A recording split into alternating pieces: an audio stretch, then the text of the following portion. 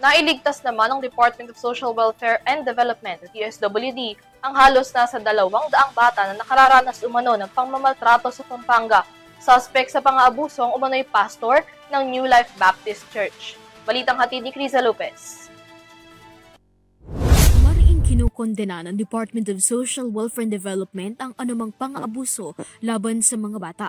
Kasunod ito ng pag-rescue sa 160 mga bata na may edad 3 buwan hanggang 17 taong gulang mula sa New Life Baptist Church sa Mexico, Pampanga. Nirescue ang mga bata matapos makatanggap ng report ang DSWD na ang ilang mga bata ay nakararanas ng pang-aabusong pisikal, verbal at psikolohikal sa mismong pastor nito.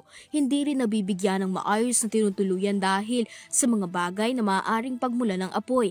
Anya ni Secretary Rex Gatchalian, hindi dapat pinaparusahan at sinasaktan ang mga bata. Mas lalo pang naging malinaw ang mga reklamong natanggap ng personal na binisita ng Secretary ang simbahan. Sa pakikipagtulungan ng DSWD sa otoridad at Bureau of Immigration, inaresto ng local police si Pastor Jeremy Ferguson na isang American citizen.